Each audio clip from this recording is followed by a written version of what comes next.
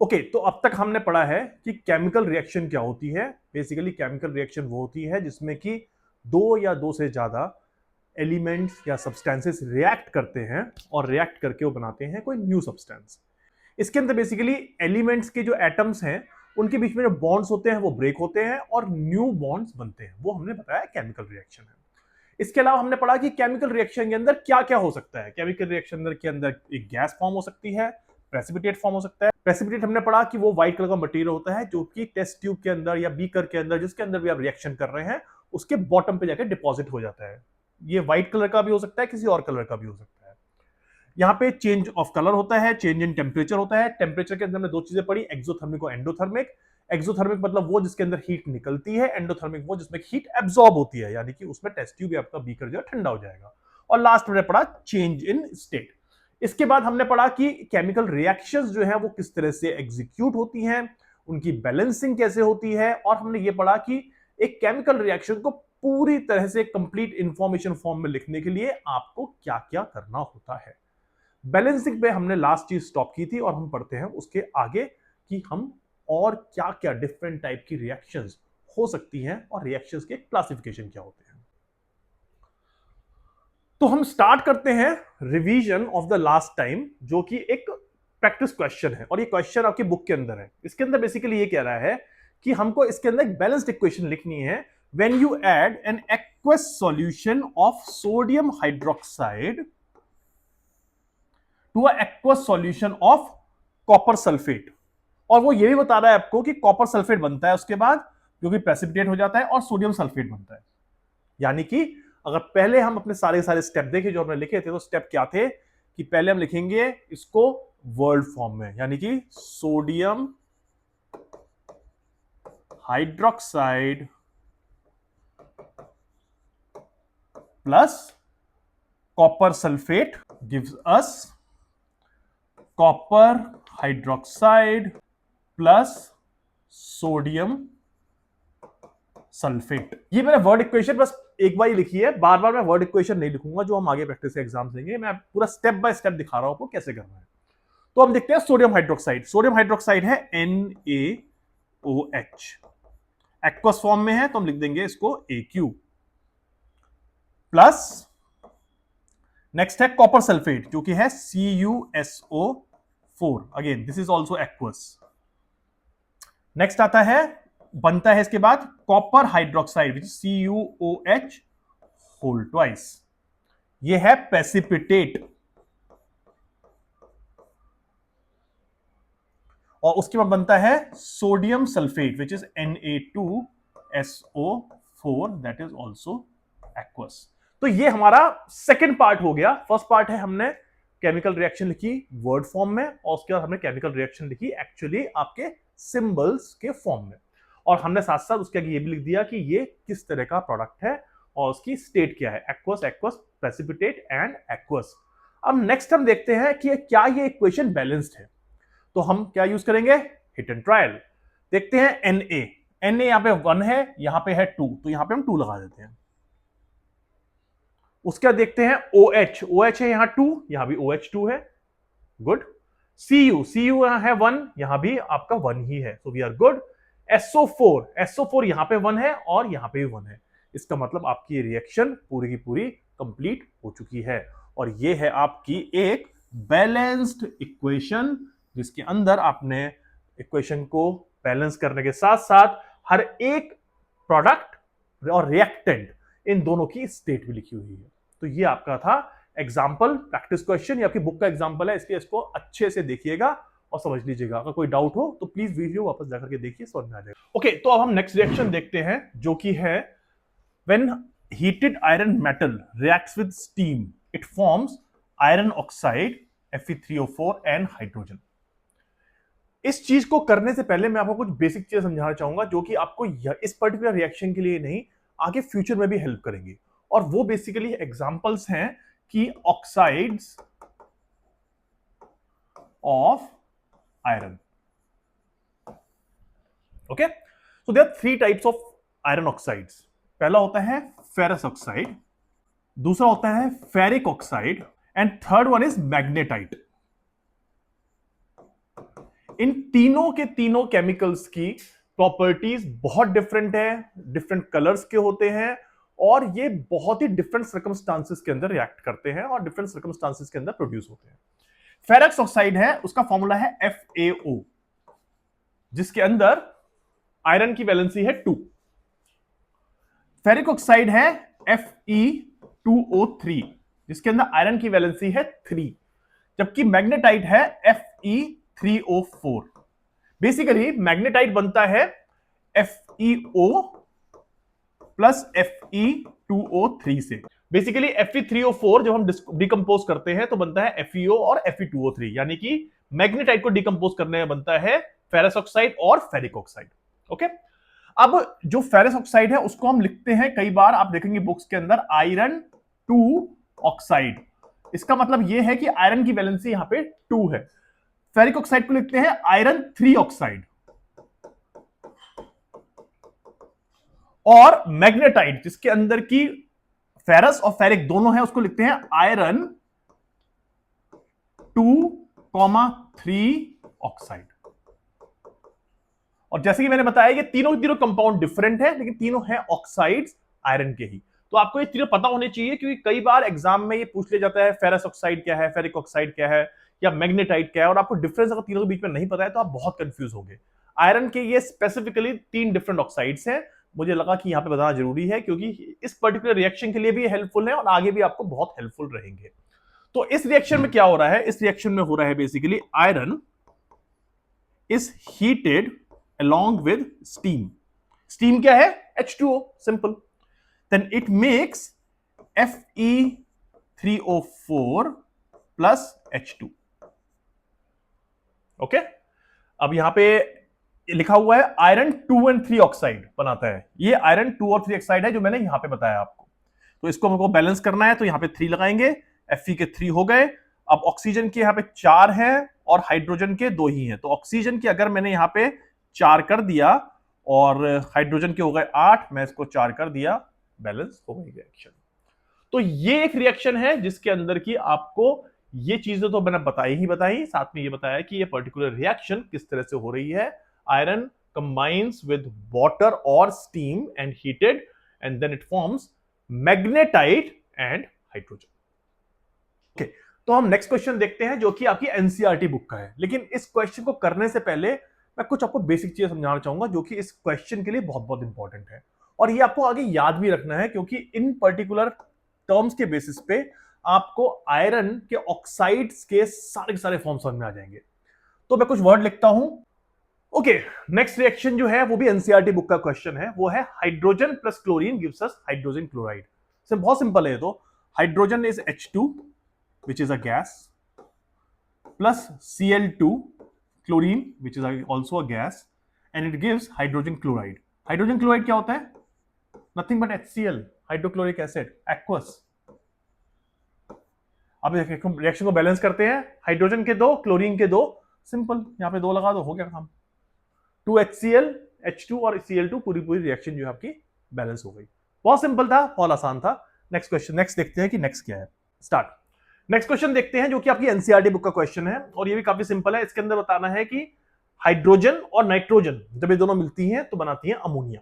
Okay, यहां पे आपको एक पिक्चर दिखाई हुई है। इस पिक्चर के अंदर दिखाया हुआ है कि ये सिलेंडर जो आपको दिख रहा है, पूरा बड़ा सा सिलेंडर, इस पर्टिकुलर सिलेंडर के अंदर हाइड्रोजन और नाइट्रोजन दोनों को कंबाइन किया जाता है जिससे कि अमोनिया बनती है। तो ये अमोनिया प्लांट है। आपको पता नहीं होगा शायद कि अमोनिया की स्मेल जो है ना बहुत ही गंदी होती है, it's almost like a urine. तो इसलिए क्योंकि यूरिन के अंदर भी अमोनिया होता है, तो वो अमोनिया की स्मेल यूरिन की स्मेल को बहुत ही गंदा कर देती है। Okay, just for your information. अब देखते हैं इसकी रिएक्शन क्या होगी। इसकी रिएक्शन होगी हमारे पास H2 प्लस N2, और ये दोनों की दोनों गैसेस हैं, और ये बनाते हैं NH3 which is also a gas, ammonia gas. Reaction को बैलेंस करते हैं, रिएक्शन बैलेंस करते हैं। H के 2, H के 3, अगर इनको बैलेंस करना है तो क्या करना होगा, हमको इसको करना होगा 3, इसको करना होगा 2। अब H के हो गए 6, यहां भी H के हो गए 6, और यहां पे हमने 2 लगाया, वैसे ही N2 के यहां पे 2, N के 2 हैं, यहां पे भी N के हो गए 2। तो इस तरह से आपकी ये रिएक्शन भी हो गई बैलेंस। आई एम श्योर आपको ये सब इजी लग रहा होगा, राइट, क्योंकि हमने आराम से इक्वेशन सारी सॉल्व कर ली है। लेकिन इंपॉर्टेंट चीज इसके अंदर ये है कि आपको अगर उन पर्टिकुलर प्रोडक्ट्स के कंपाउंड्स के फॉर्मूला नहीं पता है तो आपको दिक्कत हो जाएगी। इसलिए आप सारे के सारे फॉर्मूलेस याद करते रहिए, समझते रहिए, और जब आपको सारे के सारे केमिकल रिएक्शंस में जो कंपाउंड्स हैं, एलिमेंट्स हैं, उनके फॉर्मूले याद हो जाएंगे तो आपके लिए काम बहुत आसान हो जाएगा। तो ये आपको जरूर करना है कि केमिकल रिएक्शंस में जो भी कंपाउंड्स हैं या एलिमेंट्स हैं उनके फॉर्मूले आपको याद होने चाहिए। देखिए उनको, समझिए, समझ के भी याद हो जाएंगे वो। नेक्स्ट रिएक्शन बेसिकली है sodium metal reacts with water to give sodium hydroxide and hydrogen. Okay, हम रिएक्शन लिखने से पहले आपको कुछ चीज बता देता हूं मैं। सोडियम जो है ना बहुत ही हाईली रिएक्टिव मेटल है, बहुत ही हाईली रिएक्टिव मेटल है, और जैसे वो वाटर के कांटेक्ट में आता है वो फटाक से सोडियम हाइड्रोक्साइड बनाता है और हाइड्रोजन गैस बनाता है। हाइड्रोजन गैस बनने की वजह से उसको जैसे ही आप पानी के ऊपर डालेंगे फट से उसमें आग लग जाती है।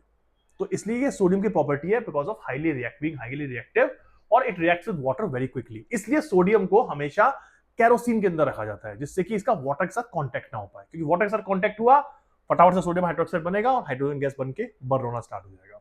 तो इसका रिएक्शन कैसे लिखेंगे हम? इसका रिएक्शन लिखेंगे Na which is solid plus H2O which is liquid reacts to give a product of NaOH which is sodium hydroxide plus H2.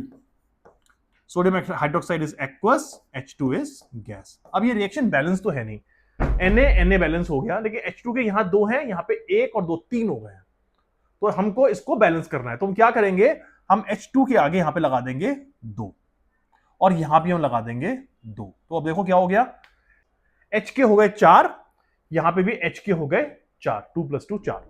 Oxygen के यहां पे हो गए 2, यहां भी ऑक्सीजन के हो गए 2। सोडियम का यहां पे 1 है, यहां पे 2 है, तो अगर हम उसको 2 कर देंगे तो ये पूरी रिएक्शन हो गई बैलेंस। हो गया, सिंपल इजी। एक और क्वेश्चन देखते हैं जो कि आपकी एनसीईआरटी बुक का ही है, लेकिन ये काफी सिंपल है। ओके, इसके अंदर होता क्या है, Mg यानी कि मैग्नीशियम बॉन्ड्स विद ऑक्सीजन, यानी कि it reacts with oxygen O2 and it gives magnesium oxide which is MgO. Magnesium is solid, oxygen is gas, MgO is also solid और it's powder, ये white कलर का powder होता है। Okay, reaction देखते हैं balanced है या नहीं। O2 के 2 हैं, सॉरी O के 2 हैं, O का यहाँ पे 1 है, तो यहाँ 2 लगा देंगे, हो गया ये, और यहाँ पे भी 2 लगा दिया, तो रिएक्शन हो गई बैलेंस। अब मैं फास्ट चल रहा हूँ थोड़ा सा, क्योंकि आपको समझ में आ रही होगी सब चीजें कैसे बैलेंस करना है।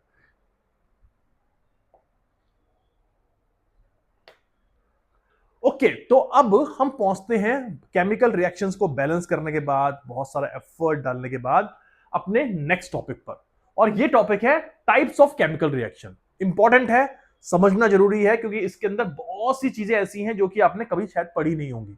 बहुत से रिएक्शन फिर आने वाली है इसके अंदर, लेकिन ये सारे के सारे केमिकल रिएक्शंस आपको समझने और अंडरस्टैंड करने जरूरी है। पहला है कॉम्बिनेशन रिएक्शन, और अभी ये क्या है ये हम पढ़ते जाएंगे धीरे धीरे, अभी मैं एक्सप्लेन यहां पे नहीं करूंगा, लेकिन मैं आगे इनको एक्सप्लेन करता जाऊंगा।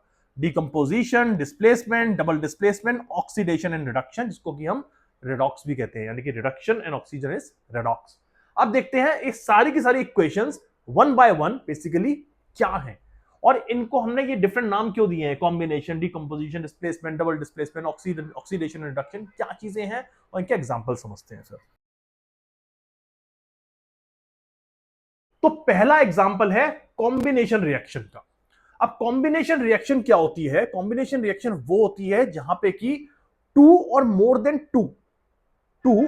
देन टू सब्सटेंसेस जुड़ करके, कंबाइन होकर के एक सिंगल सब्सटेंस बनाते हैं, यानी कि सिंगल, टू और more than two substances combine and make single substance और single compound, that is called combination. Simple combination समझ में आ रहा होगा आपको, 1 + 2 जुड़ा = 3, यानी कि there are 2 or more than 2 reactants which make one product or one product only, correct, वो है कॉम्बिनेशन रिएक्शन। कॉम्बिनेशन मतलब कंबाइन, सिंपल। अब एग्जांपल देखते हैं, Mg यानी कि magnesium and oxygen combine when heated to form magnesium oxide. अभी हमने थोड़ी देर पहले पढ़ा था Mg। अब मैं ना इसको बहुत सिंपल फटाफट लिखता जाऊंगा, इसके आगे मैं आपको स्टेट नहीं लिखूंगा, क्योंकि आपको समझ में आ गया है कि रिएक्शन के अंदर स्टेट लिखना जरूरी होता है, लेकिन मैं यहाँ पे फटाफट फास्ट करने के लिए आपको बता रहा हूं Mg प्लस O2 गिव्स अस MgO। इसको हमने 2 कर दिया, इसको 2 कर दिया, आपकी रिएक्शन बैलेंस हो गई। अब देखो मैग्नीशियम और ऑक्सीजन दो different substances, different elements, different molecules हैं और वो मिलकर के एक कंपाउंड बना रहे हैं, that is a combination reaction. Next है calcium oxide and water react to form calcium hydroxide. Calcium oxide is CaO and water which is H2O gives us CaOH whole square। Okay, Ca का एक, calcium का एक, H के दो, oxygen के दो, chemical reaction balance हो गई है। तो ये दो एग्जांपल है आपके कॉम्बिनेशन रिएक्शंस के। तो कॉम्बिनेशन रिएक्शन के अंदर क्या होता है, टू एलिमेंट्स कंबाइन और react to form another compound. एक तरह का रिएक्शन ये हो सकता है कॉम्बिनेशन। दूसरा रिएक्शन क्या हो सकता है, compound react with other element to form a new compound, correct. और थर्ड क्या हो सकता है, टू और more compounds react with each other to form a new compound. यानी कि सिंपल चीजें, दो एलिमेंट जुड़े, कंपाउंड बन गया, एक कंपाउंड और एक एलिमेंट जुड़ा और न्यू कंपाउंड बन गया, दो कंपाउंड जुड़े और उसके बाद एक न्यू कंपाउंड बन गया। तो तीन तरह की आपकी केमिकल कॉम्बिनेशन रिएक्शंस हो सकती हैं। लेकिन इनके एग्जांपल समझेंगे ना तो आपको पूरा समझ में आ जाएगा कैसे दो एलिमेंट, एक कंपाउंड एक एलिमेंट और दो कंपाउंड जुड़ रहे हैं। अब देखो ये एग्जांपल्स है सारे सारे जो हमने कुछ कर चुके हैं और कुछ हम नए करेंगे, लेकिन आपको समझ में आ जाएंगे। Two elements react to form another compound, two elements magnesium and oxygen. अब मैं ना बैलेंस भी नहीं कर रहा हूं क्योंकि आपको समझ में आ गया है बैलेंस कैसे करना है, मैं फटाफट लिखता जा रहा हूं बस। Magnesium oxygen, magnesium is an element, oxygen is an element, it forms magnesium oxide. Hydrogen burns in oxygen to water, H2 plus O2 gives us H2O। मेरा मन नहीं मान रहा है कि मैं बैलेंस ना करूं तो बैलेंस कर ही देता हूं। ओके, क्या टाइम नहीं लगेगा। कार्बन और coal, right, it burns in air to form carbon dioxide, यानी कि C plus O2 gives us CO2, carbon dioxide. अगर सफिशिएंट ऑक्सीजन नहीं है then becomes carbon monoxide also. Next reaction, hydrogen combines with chlorine to form hydrogen chloride. That means H2 plus Cl2 gives us 2HCl. और last reaction है sodium burns in chlorine to form sodium chloride. Sodium chloride क्या है, नमक। Na plus Cl2 gives us NaCl। ओके, इसको हम 2 कर देते हैं और इसको भी 2 कर देते हैं। अभी रिएक्शन सारी बैलेंस हो गई। अब सारी रिएक्शन देखो आप, दो different elements, magnesium oxygen, hydrogen oxygen, carbon oxygen, hydrogen chlorine, sodium and chlorine, सिर्फ दो एलिमेंट मिल रहे हैं और एलिमेंट मिलकर के कॉम्बिनेशन रिएक्शन करके एक नया कंपाउंड बना रहे हैं। तो ये है आपकी first type of combination reaction. I hope आपको ये समझ में आ गया होगा कि किस तरह से दो एलिमेंट जुड़ करके एक कंपाउंड बनाते हैं और उसको भी हम एक कॉम्बिनेशन रिएक्शन कहते हैं। अब दूसरा एग्जांपल लेते हैं, compound react with another element, यानी कि एक compound will react with another element to form a new compound. Example है carbon monoxide, it reacts with oxygen to form carbon dioxide. Carbon monoxide is CO plus O2 gives us CO2। Reaction balance है नहीं, यहां पे करते हैं 2, यहां करते हैं 2, रिएक्शन बैलेंस हो गई। कार्बन मोनोऑक्साइड को आप ऑक्सीजन में जलाओगे कार्बन डाइऑक्साइड बन जाएगी। Sulfur dioxide reacts with oxygen. Sulfur dioxide is SO2, reacts with oxygen to form sulfur trioxide.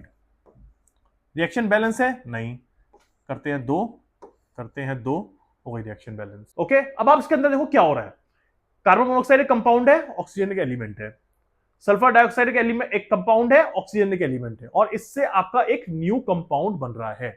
यानी कि यहां पर एक कंपाउंड और एक एलिमेंट जुड़ करके एक न्यू कंपाउंड बना रहे हैं। ये हो गई आपकी सेकंड टाइप की कॉम्बिनेशन रिएक्शन। अब थर्ड टाइप की रिएक्शन आती है जहां पे कि टू और मोर कंपाउंड्स रिएक्ट। जब टू और मोर कंपाउंड रिएक्ट करेंगे उसके बाद एक न्यू कंपाउंड बनेगा।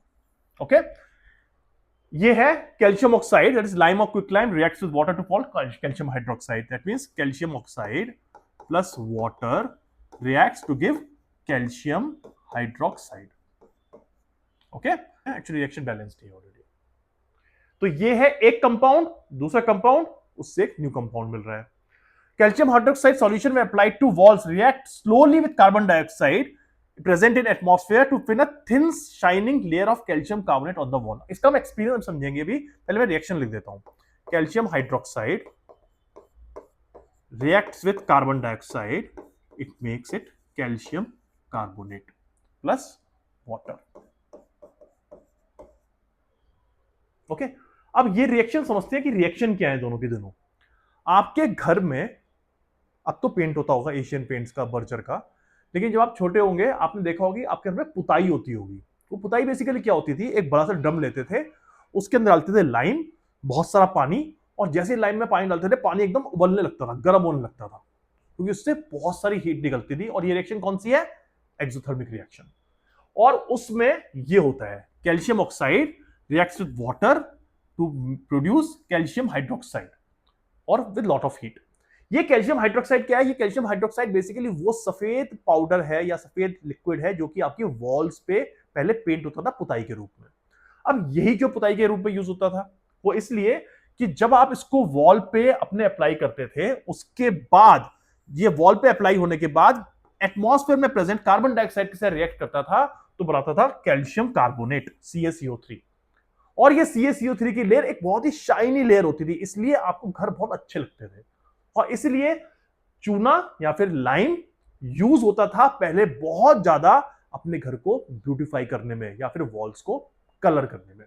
ओके आपको समझ में आया होगा इसका इंपॉर्टेंट रिएक्शन। मैंने ये क्वेश्चन पूछा भी था, आई होप आपको ये क्वेश्चन अब समझ में आ गया होगा कि मैंने क्या पूछा था और क्या मतलब था। नेक्स्ट है ammonia reacts with hydrogen chloride to form ammonium chloride, यानी कि NH3 plus HCl gives us NH4Cl। अब आप देखिए सिर्फ इस रिएक्शन को छोड़ दीजिए, इस रिएक्शन को छोड़ करके दोनों रिएक्शन देखिए। मैं ये रिएक्शन क्यों छोड़ने को कह रहा हूं, क्योंकि ये रिएक्शन मैंने इसलिए लिखी थी यहां पे जिससे कि आपको समझ में आ जाए बेसिकली कि हमारे घर में जो पुताई होती थी पहले वो क्या होता था, इसलिए इस रिएक्शन को लिखने का मतलब था, वरना ये कॉम्बिनेशन रिएक्शन नहीं है। कॉम्बिनेशन रिएक्शन है फर्स्ट वाली और लास्ट वाली, जिसके अंदर दो डिफरेंट कंपाउंड्स ऐड होकर के बना रहे हैं एक कंपाउंड, दो डिफरेंट कंपाउंड ऐड होकर बना रहे हैं एक कंपाउंड। ओके ये रिएक्शन आप इसको इरेज कर सकते हैं, और ये रिएक्शन आपके अभी इस कॉम्बिनेशन रिएक्शन के हिसाब से रिलेवेंट नहीं है।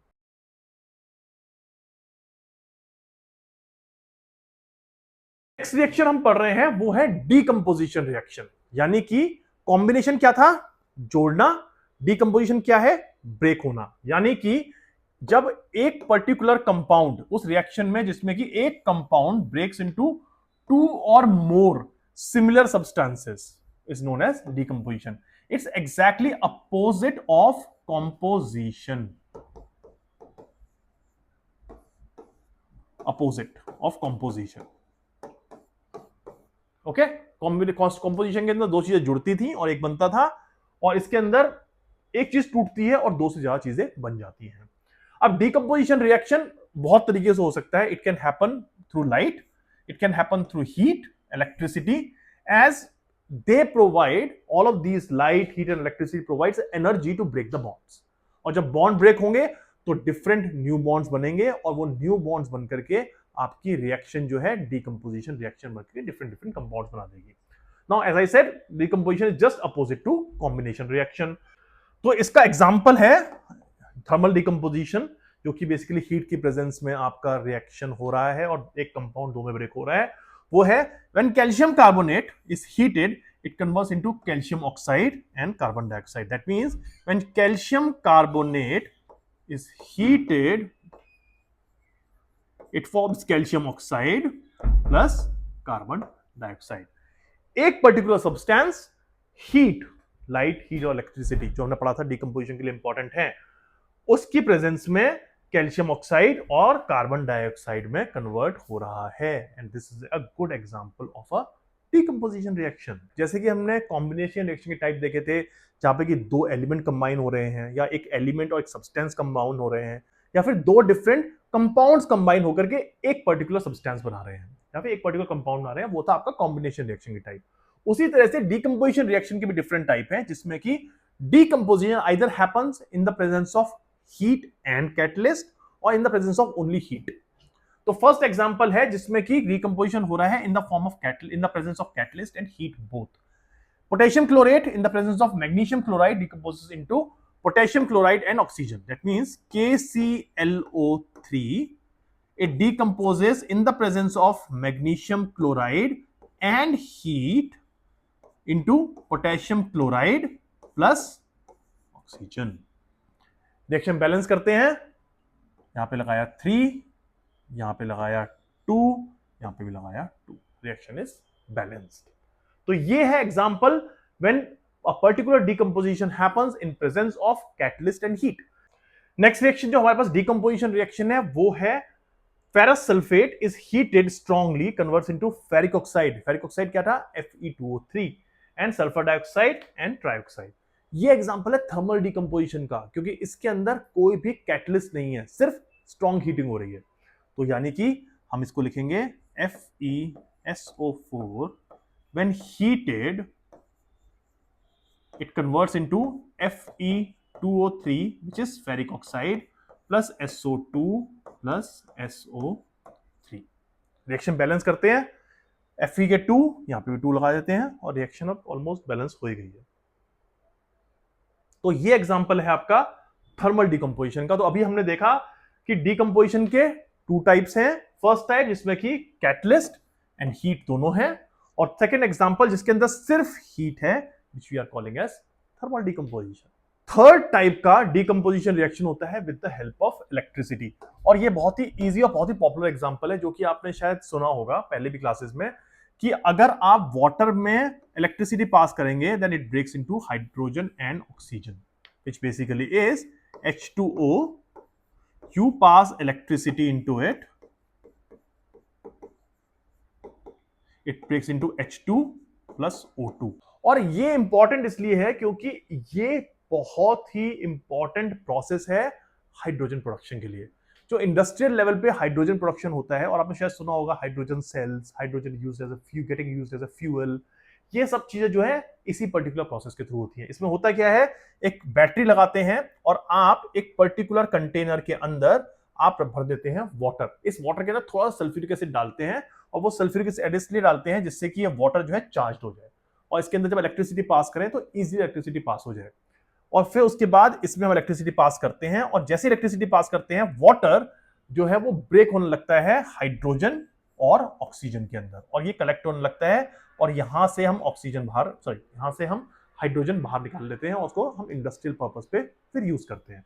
तो ये है एक पर्टिकुलर एक्सपेरिमेंट जो आपको घर पे नहीं करना है, क्योंकि ये रिएक्शन जो है घर पे इतने आराम से नहीं हो पाती है. मैं आपको बताऊंगा ये प्रैक्टिकल दिखा करके किस तरह से आप कर सकते हैं, लेकिन अपने आप ट्राई नहीं करना है इसको, क्योंकि डेंजरस हो सकता है. इसके अंदर हाइड्रोजन प्रोड्यूस हो रही है, और हाइड्रोजन एक बहुत ही ज्यादा इंटेंसली जलने वाली गैस होती है.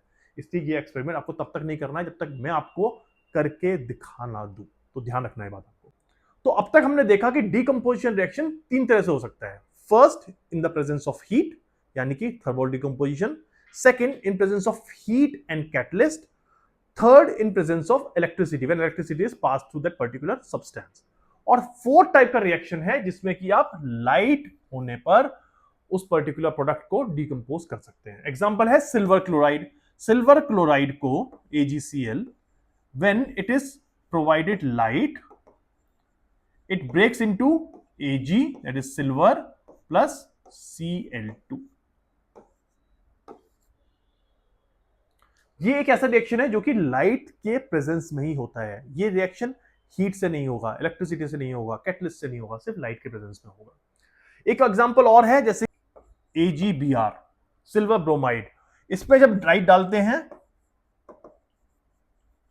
तो ये कन्वर्ट हो जाता है Ag प्लस Br2 में.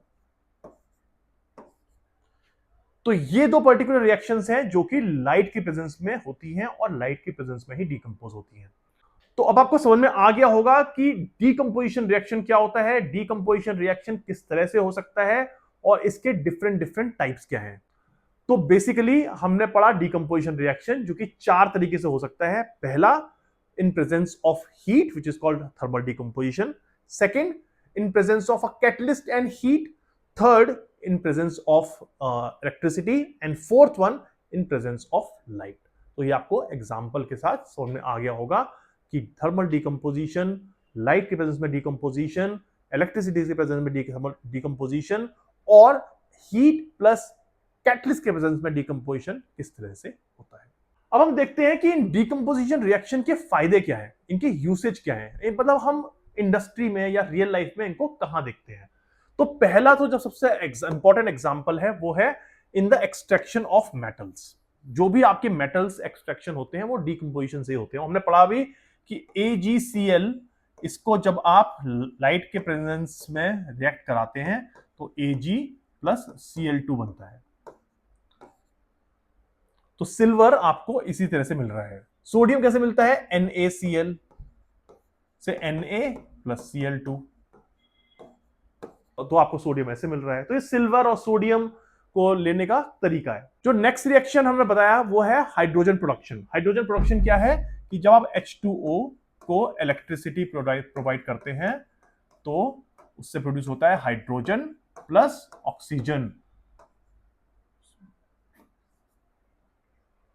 और ये बहुत इंपॉर्टेंट रिएक्शन है क्योंकि H2 जो प्रोड्यूस हो रहा है, हाइड्रोजन प्रोड्यूस हो रहा है, कल को यही पर्टिकुलर गैस इंडस्ट्रियल लेवल पे या फिर आपकी लाइफ में, आपके व्हीकल्स को चलाने में यूज आ सकती है। हो सकता है कि आपके घरों पे हाइड्रोजन के सिलेंडर आए और इससे खाना बने। तो हाइड्रोजन एक इंपॉर्टेंट गैस है अपने फ्यूचर एनर्जी रिक्वायरमेंट को कंप्लीट करने के लिए, और इस पर्टिकुलर प्रोसेस से आपकी हाइड्रोजन गैस बन रही है। इसके अलावा डिकम्पोजिशन रिएक्शन जो है वो हमारी बॉडी के अंदर होता है। कैसे? हमारी बॉडी के अंदर जो भी हम खाना खाते हैं वो ब्रेक होता है ग्लूकोज की फॉर्म में, और ग्लूकोज की फॉर्म में वो ब्रेक होकर के हमारी बॉडी को एनर्जी प्रोवाइड करता है।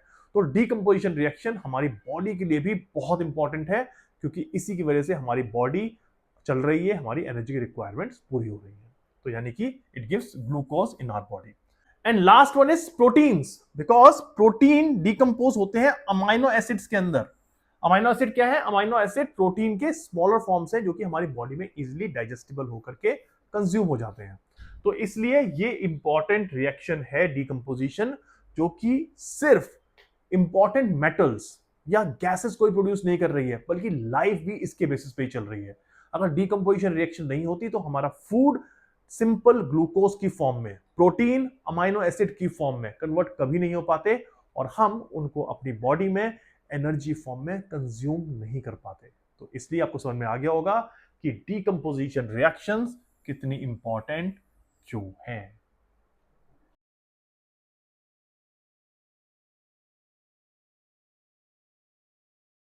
ओके, तो हमने पढ़ा डिकम्पोजिशन रिएक्शन, और उसके बाद एनसीईआरटी बुक में एक पर्टिकुलर क्वेश्चन है जो मैं डिस्कस कर चुका हूं, लेकिन मैं फिर से डिस्कस करना चाहूंगा क्योंकि ये क्वेश्चन बहुत ही एक टेक्निकल लैंग्वेज में लिखा हुआ है। इसका क्वेश्चन, ये क्वेश्चन है, a solution of substance X is used to white wash. और जैसे कि मैंने बताया था आपको, व्हाइट वॉश जो हम करते हैं वो हम करते हैं लाइम से, यानी कि CaO। Name the substance x and it's formula, यानी कि it's CaO, calcium oxide, and it's formula is CaO।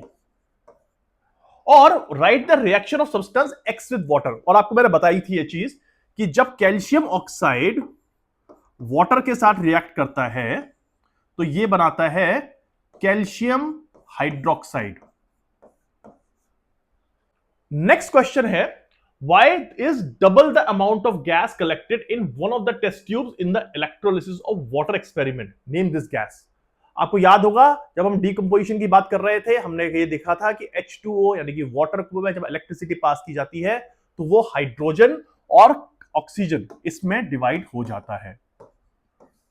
अब क्वेश्चन ये है कि जब टेस्ट ट्यूब के अंदर इलेक्ट्रोलिसिस प्रोसेस, इलेक्ट्रोलिसिस बेसिकली क्या है? Electrolysis is transfer of electricity to break. इसकी वजह से जो वाटर है वो ब्रेक हो जाता है हाइड्रोजन और ऑक्सीजन के अंदर। तो वो कह रहा है कि जब इलेक्ट्रोलिसिस प्रोसेस होता है वाटर पे तो आपके एक गैस जो है वो दूसरी गैस की कंपैरेटिवली डबल होती है। वो कौन सी गैस है? तो हमने वो देखा था H2O।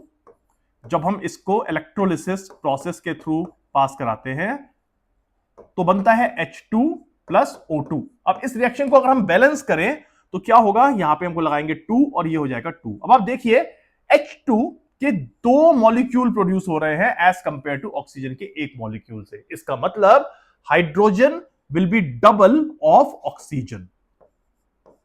और यही वो क्वेश्चन पूछ रहा है कि इलेक्ट्रोलिसिस प्रोसेस में एक गैस दूसरी गैस की डबल होती है, वो कौन सी गैस है? वो गैस है hydrogen.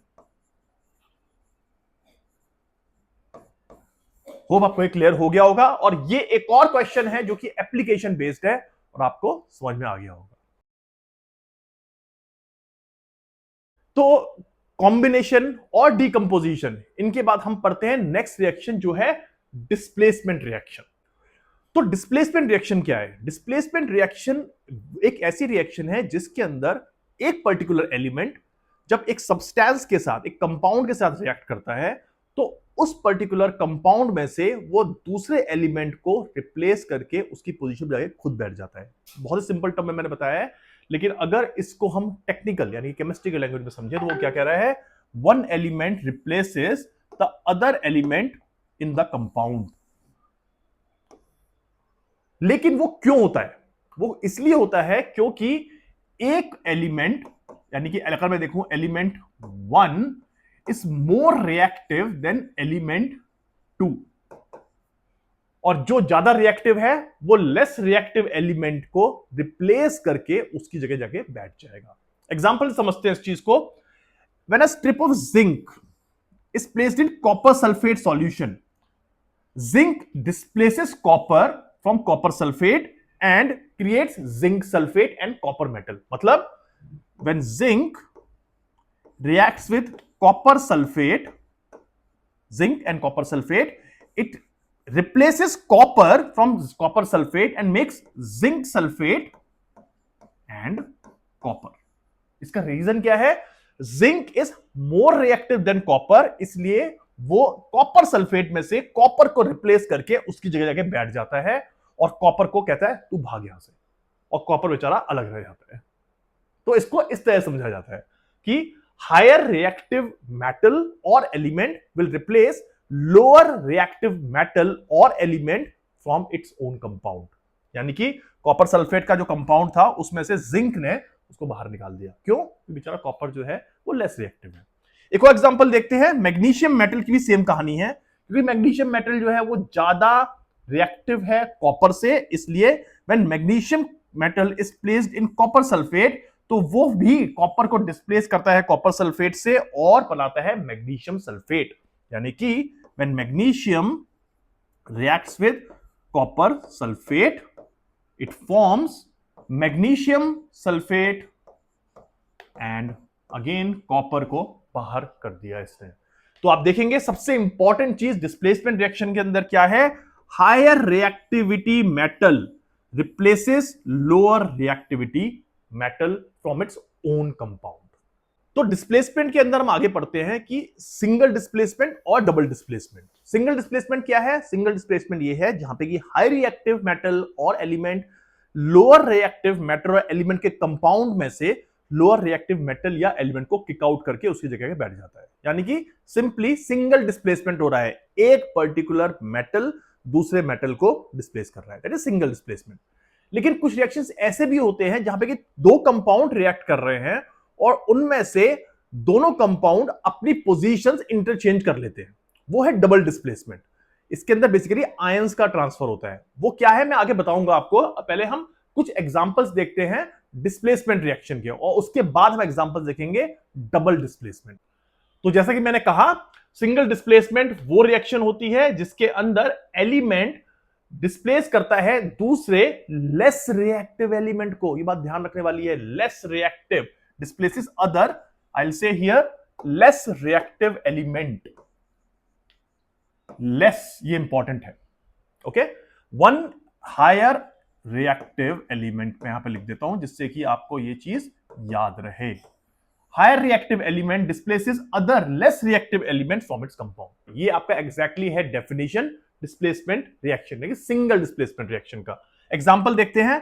Copper oxide is heated with magnesium, again magnesium is more reactive than copper, so it will make on heating magnesium oxide plus copper. Copper को बाहर कर दिया उसने। नेक्स्ट देखते हैं ferric oxide. Remember ferric oxide का formula क्या था? Fe2O फेरस ऑक्साइड का फॉर्मूला क्या था? FeO। मैग्नेटाइट का क्या था? Fe3O4। तो व्हेन Fe2O3 यानी ferric oxide is heated with aluminium, okay, again heat, it will form Al2O3 plus ferrous. Okay. Next is chlorine gas reacts with potassium iodide to form potassium chloride and iodine gas.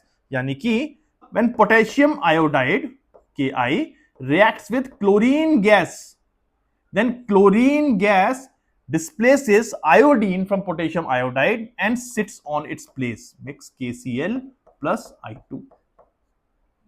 Reaction को balance कर सकते हैं, 2 यहां पे लगाया और 2 यहां पे लगाया। तो ये है आपका नेक्स्ट रिएक्शन जिसके अंदर chlorine is more reactive then iodine. तुम पोटेशियम आयोडाइड में से आयोडीन को निकाल के बाहर फेंक देता है। और लास्ट रिएक्शन देखते हैं कि sodium metal reacts water to form sodium hydroxide and hydrogen. इसका मतलब सोडियम जो है जब वाटर के साथ रिएक्ट करता है तो उसमें से हाइड्रोजन गैस को बाहर कर देता है। सोडियम इज वेरी रिएक्टिव, तो वाटर में से वो सीधे के सीधे हाइड्रोजन को रिमूव करता है और बनाता है सोडियम हाइड्रोक्साइड। आई होप आपको सिंगल डिस्प्लेसमेंट रिएक्शन समझ में आ गए होंगे और आपने देखा होगा किस तरह से लेस रिएक्टिव मेटल अपने ही घर यानी कि अपने ही कंपाउंड में से बाहर हो रहा है, बिकॉज हायर रिएक्टिव मेटल उसको अपनी जगह से भगा रहा है। तो सिंगल डिस्प्लेसमेंट के बाद हम देखते हैं कुछ एग्जांपल जहां पे कि डबल डिस्प्लेसमेंट हो रहा है। और डबल डिस्प्लेसमेंट जैसे कि मैंने समझाया था कि डबल डिस्प्लेसमेंट के अंदर दो कंपाउंड रिएक्ट करते हैं और उनके बीच में आयंस का एक्सचेंज होता है। आयंस का एक्सचेंज, आयंस क्या है? कैटायंस और एनायंस। कैटायंस मतलब पॉजिटिवली चार्ज, जैसे कि Na plus, Ag plus, K plus, ये है कैटायंस। जबकि एनायंस क्या है? NO3 minus, Cl2 minus, okay, O2 minus, ये है एनायंस। पॉजिटिवली चार्ज सारे कैटायंस और नेगेटिवली चार्ज सारे एनायंस। आपने पढ़ा होगा लेकिन मैंने इसको रिवाइज करा रहा हूं क्योंकि मेरे को पता नहीं है कि आपका अंडरस्टैंडिंग लेवल पीछे क्लासेस में कितना था, आपने क्या क्या समझा है, क्या क्या फोकस किया है। तो इसलिए जहां पे मुझे लगता है कि बेसिक कॉन्सेप्ट रिवाइज करने वाला की जरूरत है, वहां पे बेसिक कॉन्सेप्ट रिवाइज कर देता हूं फिर से। तो यानी कि इसमें होता क्या है, इसमें दो आयंस, कैटायंस और एनायंस, दोनों का एक्सचेंज हो रहा है। ये चीज आपको बेटर समझ में आएगी जो हम एग्जांपल देखेंगे पहले। तो इस पर्टिकुलर रिएक्शन के अंदर सिल्वर नाइट्रेट रिएक्ट कर रहा है सोडियम क्लोराइड के साथ। सोडियम क्लोराइड मतलब नमक। And it creates a precipitate of silver chloride and sodium nitrate. यानी कि अब आप देखिए क्या हो रहा है, AgNO3 is silver nitrate, it is added into NaCl। इसके अंदर सिल्वर जाके अटैच हो जाता है क्लोरीन के साथ और सोडियम अटैच होता है नाइट्रेट के साथ, यानी कि ये बनाएगा AgCl का precipitate plus sodium nitrate NaNO3। हो क्या रहा है इसके अंदर? Ag plus cation NO3 minus से निकल करके, नाइट्रेट से निकल करके जाके अटैच हो गया है क्लोरीन के साथ और बना रहा है AgCl। इसको मैं ऐसे लिख रहा हूं जिससे कि आपको समझ में आ जाए कि कैटायन और एनायन का कैसे रिएक्शन हो रहा है। सेम चीज हो रही है सोडियम के साथ, जहां पे कि Na+ जो कि अटैच था Cl- के साथ, वो Cl- को छोड़ करके, धोखा दे करके जा रहा है NO3- के साथ और बना रहा है सोडियम नाइट्रेट। तो इसके अंदर आपने देखा कि आयंस का एक्सचेंज हो रहा है और इसलिए इसको हम कह रहे हैं डबल डिस्प्लेसमेंट। सिंगल डिस्प्लेसमेंट के अंदर जो मेटल था वो बिल्कुल ही अलग जाकर के बैठ जाता था, अपने घर से बिल्कुल निकल के बेचारा बेहाल हो जाता था।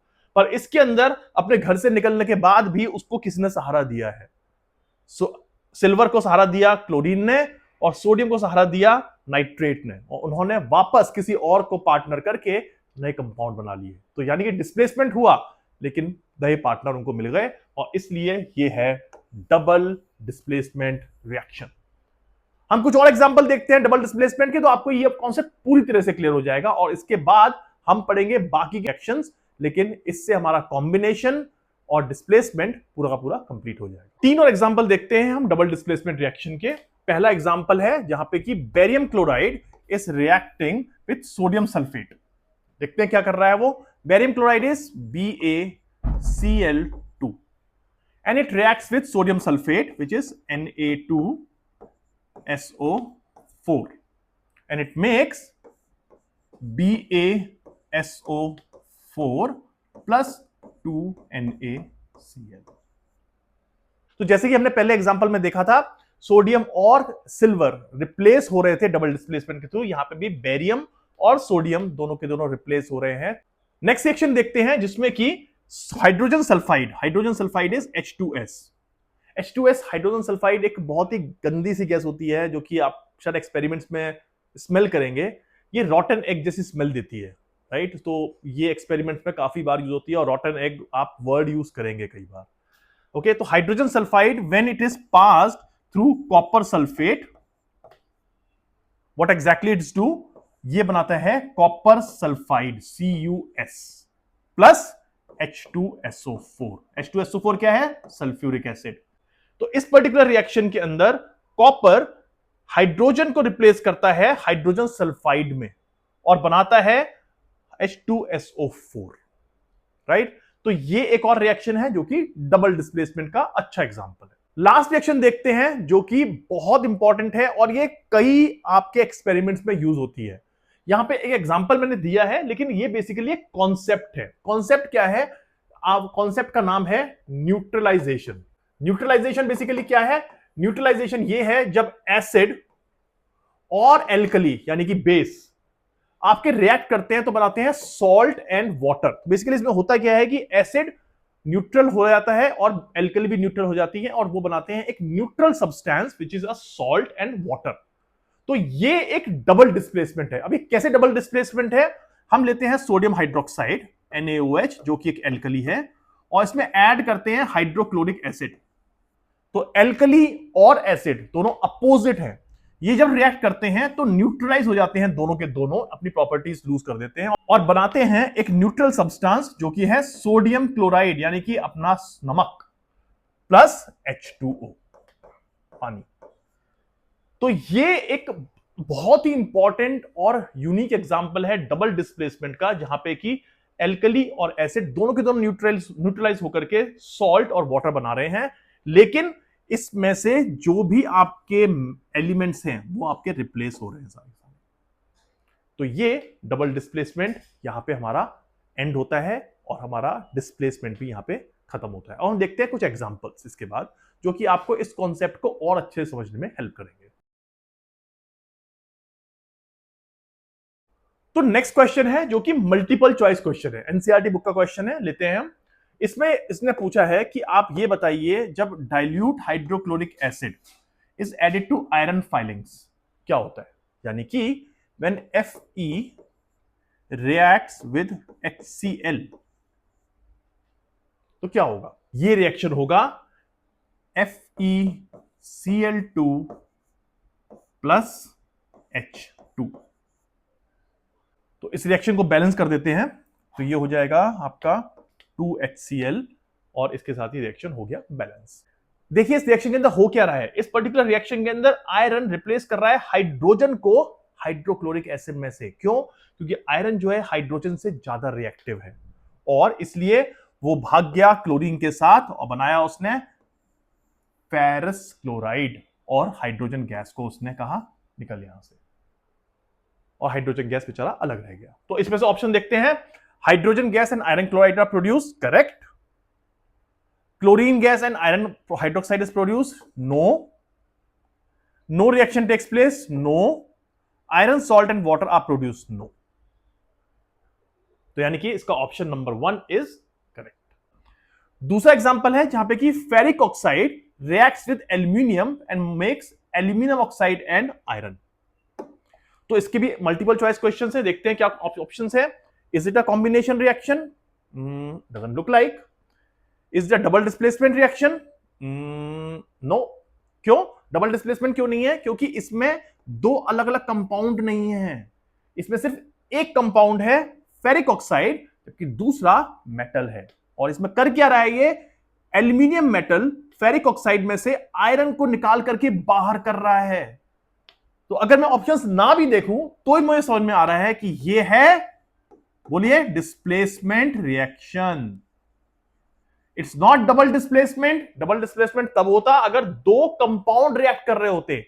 कि डिस्प्लेसमेंट है क्योंकि इसके अंदर एक मेटल दूसरे मेटल के कंपाउंड में से उस मेटल को बाहर कर रहा है और उसके साथ बचे हुए के साथ बना रहा है अपना एक कंपाउंड। तो इसके अंदर ये एग्जांपल है डिस्प्लेसमेंट रिएक्शन। नेक्स्ट एग्जांपल है right the balance chemical equation for below, जिसमें कि उसने हमको वर्ड में इक्वेशन दे रखी है और वो हमसे कह रहा है कि ये बताइए कौन सी टाइप की रिएक्शन है। ये टास्क आपके लिए है, आप इनको खुद लिखिए सिंबल्स में। मैं यहां पे सिंबल्स में नहीं लिखूंगा, नेक्स्ट क्लास में मैं भले इसका आंसर दे दूंगा आपको, लेकिन मैं चाहता हूं कि आप थोड़ा सा प्रैक्टिस करके अपना एफर्ट डालें। मैं आपको ये बताता हूं कि ये कौन सी टाइप की रिएक्शन है और आप अगर आइडेंटिफाई कर पा रहे हैं कौन सी टाइप की रिएक्शन है तो यानी कि मेरा काम सॉल्व हो गया है, मेरा पर्पस सॉल्व हो गया आपको ये चैप्टर पढ़ाने का। तो देखते हैं, barium chloride reacts with potassium sulphate and makes barium sulphate and potassium chloride. क्या हो रहा है, दो डिफरेंट कंपाउंड रिएक्ट कर रहे हैं और एक दूसरे में से उसके एनायंस को और कैटायंस को हटा करके डिफरेंट कंपाउंड बना रहे हैं। सिंपल, डबल डिस्प्लेसमेंट पहला reaction. Second reaction, zinc carbonate makes zinc oxide and carbon dioxide. कौन सा रिएक्शन है ये, डीकंपोजिशन।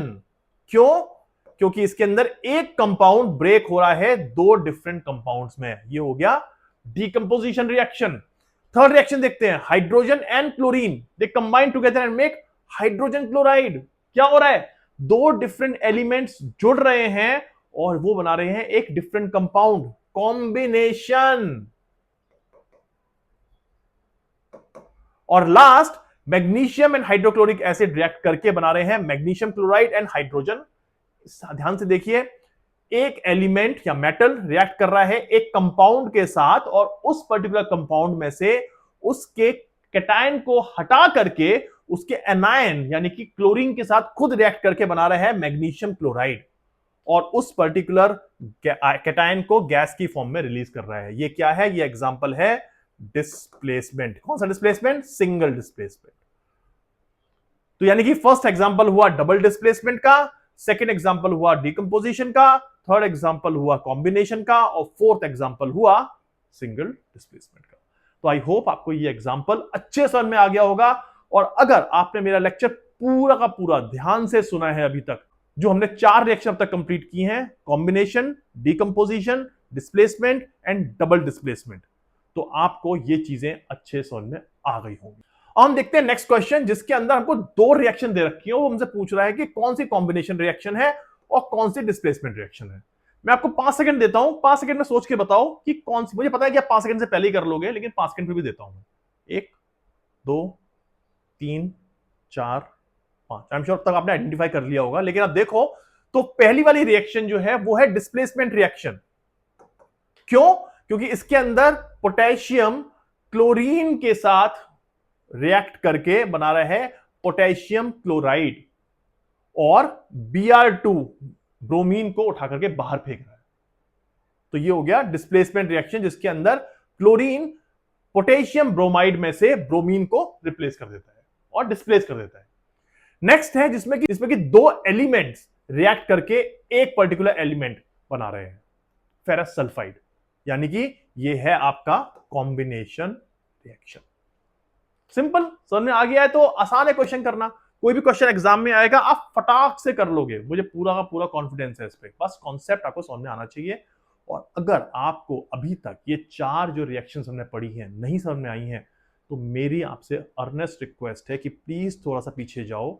आगे बढ़ने की कोई जल्दी नहीं है, थोड़ा सा पीछे जाओ और जाकर के वीडियो को दोबारा देख लो, आपको सब कुछ अच्छे से समझ में आ जाएगा। ये बोर्ड एग्जाम की बात है, आपके करियर की बात हो रही है यहाँ पे, तो कोई भी चीज लाइटली लेने की जरूरत नहीं है।